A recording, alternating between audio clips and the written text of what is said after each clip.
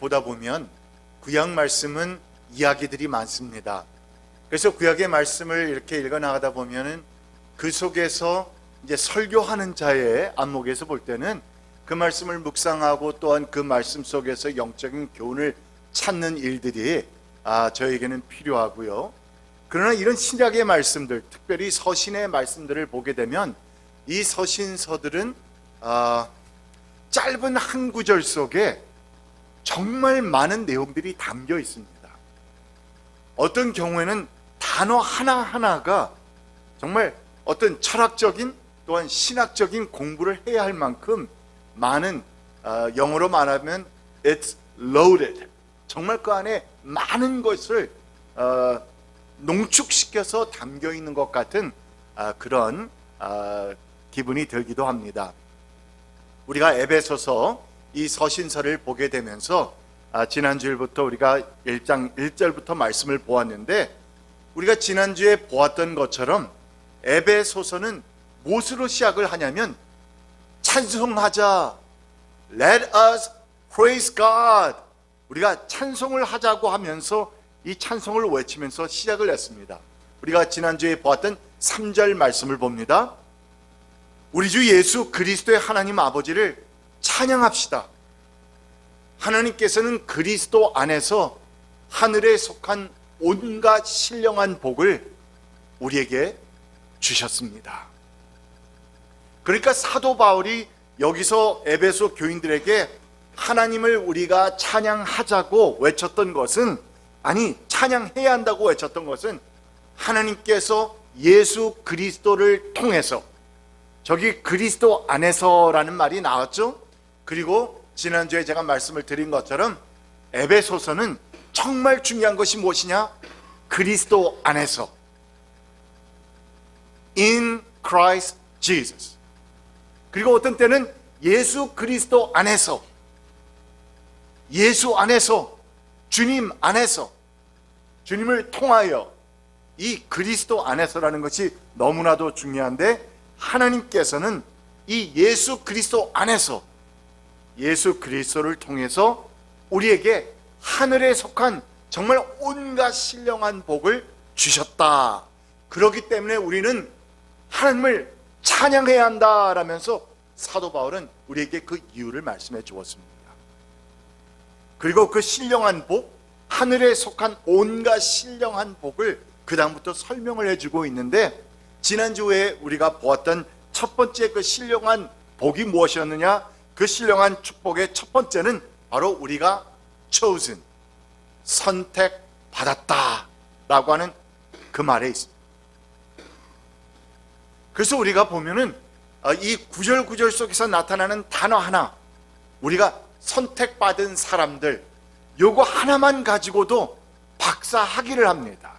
아니, 박사 논문이 아마 여러 개가, 수십 개, 수백 개가 나와 있을 겁니다. 그러면 우리가 그 선택함을 언제 받았느냐? 지난주에 말씀을 보니까 창세 전부터 받았다. 이것도 놀라운 일이죠. 우리가 하나님의 선택함을 받았는데 그것을 언제 받았느냐? 창세 전부터 받았다. 이 말씀은 이 모든 것이 다 창조되기 이전에 하나님께서는 예지하시고 그리고 우리를 예정하셔서 이미 우리를 선택하시기로 마음 먹으셨다는 것입니다.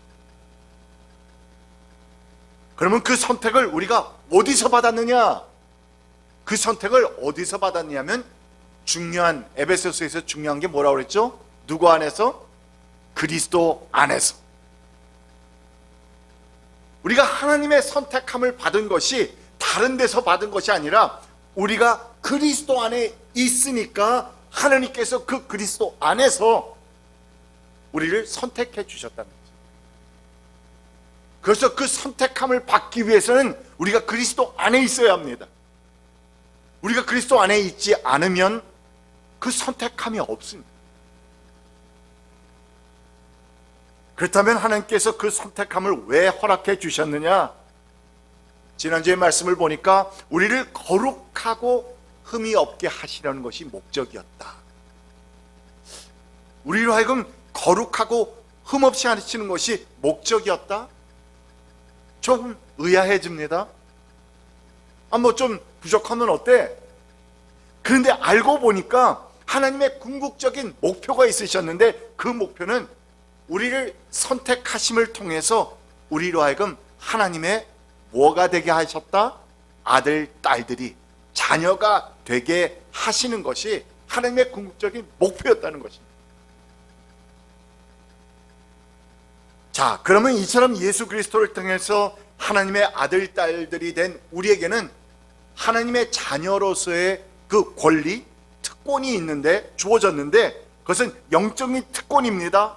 그런데 이 특권은 우리로 하여금 우리가 인생의 어떤 많은 광야나 골짜기를 지나갈 때, 굉장히 어려운 인생의 고난을 겪게 될 때나, 또는 우리가 잘못하여서 그래서 우리가 어려운 공경에 빠지게 되는 경우들, 이것은 남 탓을 할 수 없고 내가 잘못했음에도 불구하고, 아니 그 어떤 상황에 처하게 된다 할지라도 우리는 일방적인 하나님의 선택해 주심을 통하여서 우리는 하나님의 아들, 딸들이 되었다라고 하는 그 사실을 기억하면서 살 때에 우리는 이 구원과 영생의 약속을 의심하지 않고, 왜?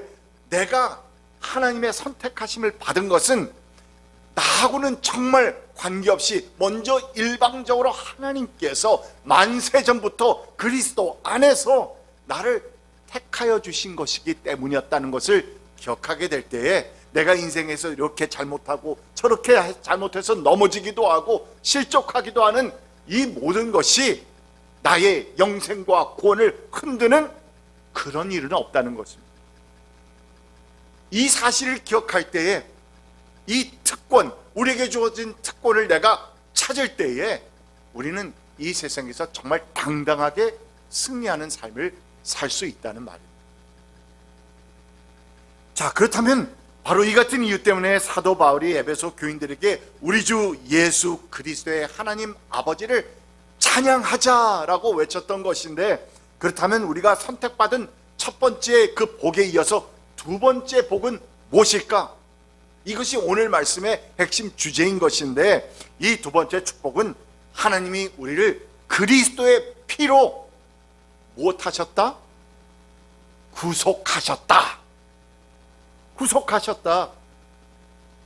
우리가 이 말씀을 함께 읽어봅니다. 7절이 아주 핵심 요절입니다. 시작.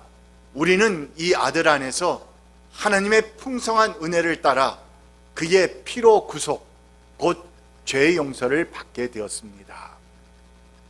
이 7절 한 구절 안에 정말 아까 말씀드렸던 loaded, 정말 농축되어 있는 중요한 신학적인 용어들이, 단어들이 너무 많이 나타나서 제가 그 칼로로 다 했죠. 이 아들 안에서 또 나왔죠. 그리스도 안에서 하나님의 풍성한 은혜, 피, 구속, 죄의 용서, 너무나도 중요한 단어들입니다.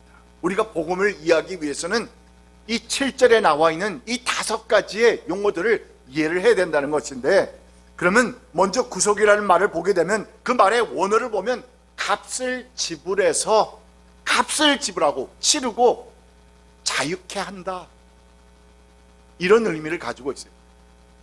값을 지불해서 자유케 한다. 그러니까 예수 그리스도가 흘려주신 그 피, 보혈을, 그 보혈을 피값으로 해서 우리의 죄 용서함을 받고, 우리가 죄 용서함을 받고 어떻게 되었다? 자유케 되었다.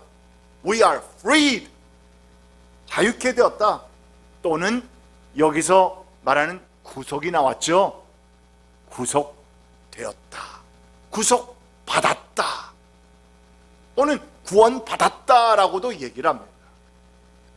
그래서 우리가 예수 그리스도의 피값을 통하여서 그 피값을 치르고 하나님께서 우리를 죄 용서해 주시고 자유케 되었다, 구속받았다라는 것인데, 이 구속과 용서함을 바로 어디에서 이루었느냐? 예수 그리스도 안에서, 이 아들 안에서 하나님께서 그 구속을 허락하셨다는 것인데, 그러므로 우리는 거저받게 되었으니 이것이 바로 하나님의 풍성한 은혜이다 라고 말합니다.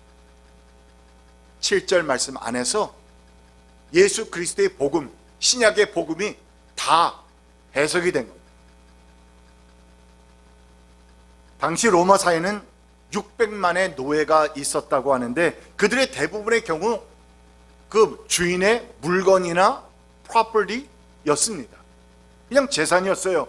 그래서 물건이나 도구처럼 취급을 받았는데, 그런데 가끔 때로는 노예에서 해방이 되어서 자유를 얻게 되는 경우들이 생겨났는데, 아마 여러분들도 영화를 보셨거나 또는 우리가 말씀을 들어서 알지만 그것은 누군가가 큰 은혜와 긍휼을 베풀어서 그 노예가 지니고 있는 그 빚진 것, 그래서 그 노예에 대한 값을 지불하고 치르게 되면 그 노예는 자유를 입을 수 있었다는 거죠.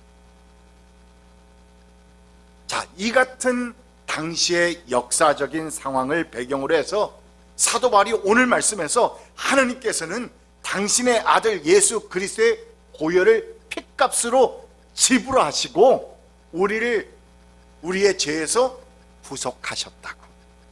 그래서 구속하셔서 자유케 되었다고. 우리는 죄의 노예로 살아가고 있었는데, 그런데 하나님께서 그리스도 예수의 핏값을 내시고 그 핏값으로 치르시고 우리를 다시 사셨다, 구속하셨다, 자유케 하셨다라고 설명합니다. 우리에게 주어진 이 자유는 너무나도 귀하고 귀한 것이기 때문에 사도 바울은 갈라디아서를 쓰면서는 그 갈라디아서 교인들에게 이렇게 권면했습니다. 그리스도께서 우리를 해방시켜 주셔서 자유를 누리게 하셨습니다. 똑같은 사람이 쓴 편지니까 용어들이 비슷하고요. 그리고 그 차례나 그 신학적인 어떤 그 생각과 사상이 거의 비슷하죠. 자유를 누리게 하셨습니다. 그러니까 이같이 우리가 그리스도의 핏값을 치르고 산바된, 다시 퍼체스가 된, 그래서 자유케 된 우리이기 때문에, 이래서 얻은 자유이기 때문에, 그러므로 우리는 굳게 서서 다시는 죄의 종살이의 멍에를 매지 말아야 합니다. 이렇게 말씀하고 있습니다. 그런데 여러분, 참으로 아이러니한 것은 무엇이냐면, 이처럼 그리스도의 복음은 우리에게 죄에서부터 자유하라고, 그래서 하나님께서 우리를 자유케 시켜주셨다고, 그래서 이제는 다시 종이 되어서, 죄의 종이 되어서 살지 말라고 아주 강권하고 있는데, 그런데 정작 하나님 앞에서 우리를 너는 죄인이야, 너는 잘못하였어, 너는 하나님 앞에서 용서받을 수 없을 만큼의 큰 죄인이야 라고 하면서 정죄하고 고발하고 있는 것은 무엇인지 압니까? 하나님께서 이스라엘 백성에게 광야에서 주신 구약 말씀, 율법의 말씀이 바로 우리를 고발하고 정죄하고 있다는 거예요. 너는 죄인이야, 너는 이렇게 해서 어떤 법에 의해서 너는 하나님의 기준에 도달하지 못한 거야. 죄야. 죄는 뭡니까? Missing the mark. 활을 쏘았는데 관역을 맞추지 못했어요. You missed the mark. 그 기준이 무엇이냐? 관역이 무엇이냐? 하나님의 말씀입니다. 하나님의 율법이에요. 그런데 그 율법이 그러니까 무엇은 어떤 기능을 가지고 있느냐? 우리의 죄를 아주 속속히 그냥 다 파헤치면서 너는 죄를 저질렀어, 하나님의 그 기준에 도달하지 못했어 라는 어떤 기준을 주신 겁니다. 그러니까 이것이 아이러니하다.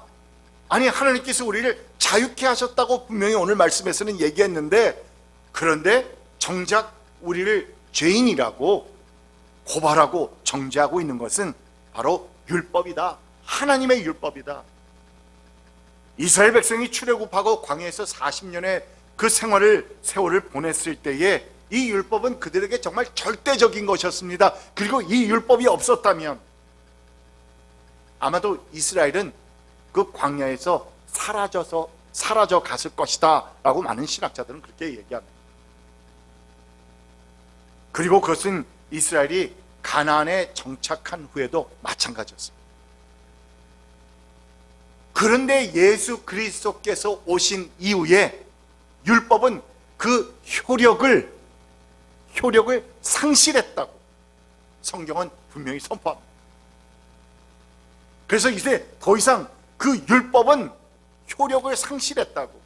왜냐하면 율법이 하나님께서 우리에게 예수님을 보내주시기 이전에 하나님께서 이스라엘 백성을 당신에게로 가까이 오게 하시기 위한, 인도하시기 위해서 사용하셨던 하나의 어떤 그 몽학 선생, 성경은 그렇게 말하죠.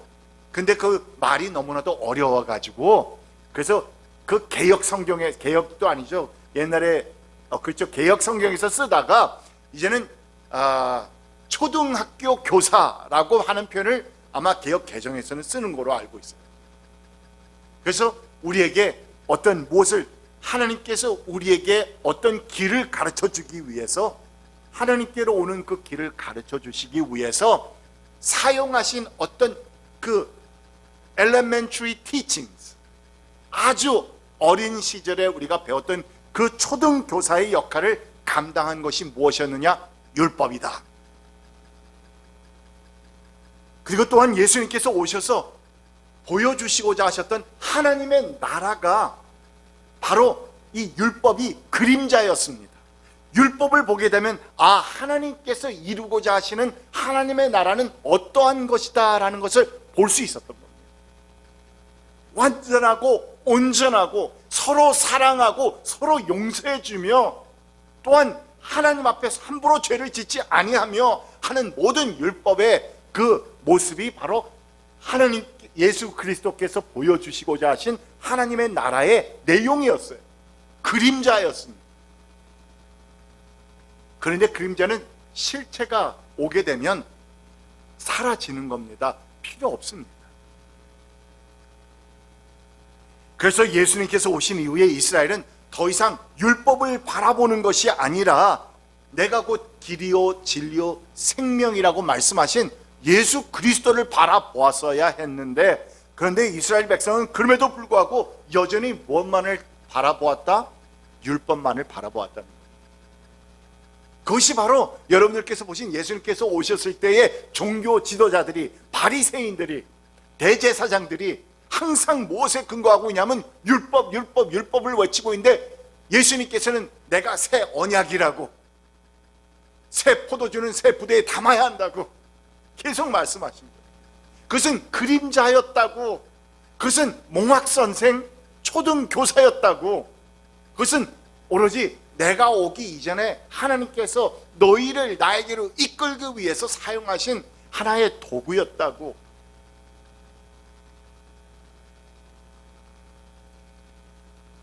그런데 여러분, 여기에서 우리가 예수 그리스도가 오시기 이전에 율법이 그 효력을 상실했다는 그 말이, 율법이 없어졌다는 말은 결코 아닙니다. 그건 잘못된 겁니다. 율법은 여전히 그대로 있고요. 아니, 구약의 율법은 오히려 신약에 들어와서 더욱더 견고해지고 더욱더 아주 철저하게 재확대됩니다. 재정의되고 있습니다. 그리고 궁극적으로는 예수 그리스도 안에서 율법은 어떻게 되었다? complete, 완성되었다. 그래서 마태복음 5장 17절 산상수훈을 보시게 되면 내가 율법이나 예언자들의 말을 폐하러 온 줄로 생각하지 말아라. 폐하러 온 것이 아니라 무엇하러 왔다? 완성하러 왔다 그래요. 왜? 이때까지 예수 그리스도를 보여주시기 위해서, 그쪽으로 인도하기 위해서 하나님께서 사용하신 그 율법이 예수 그리스도가 오심으로 말미암아서 이제 완성이 된 겁니다. 그 뜻이었구나.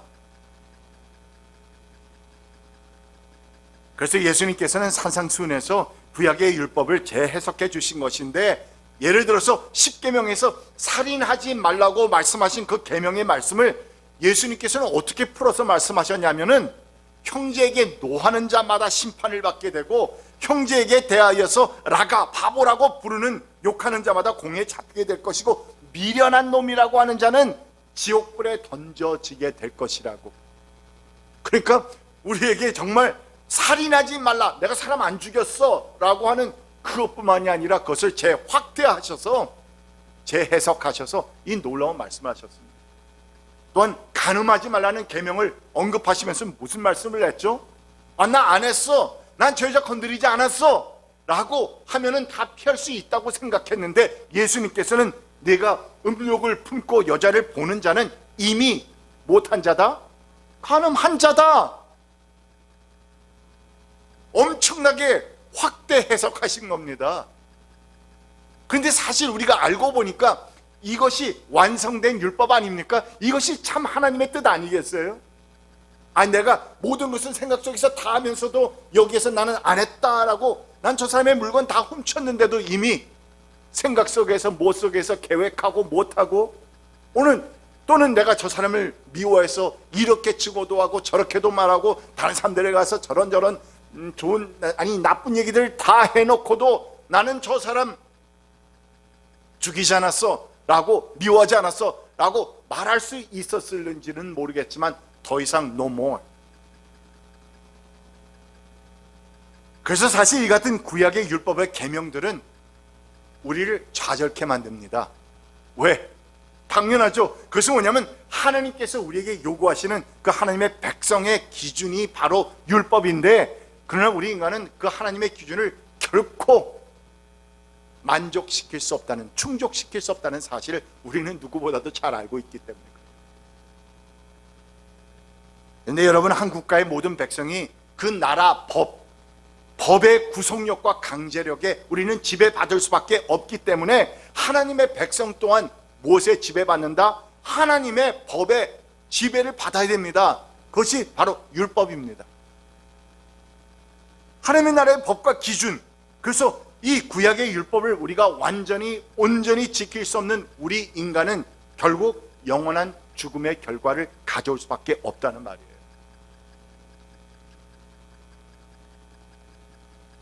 그런데 이제 반전이 있죠.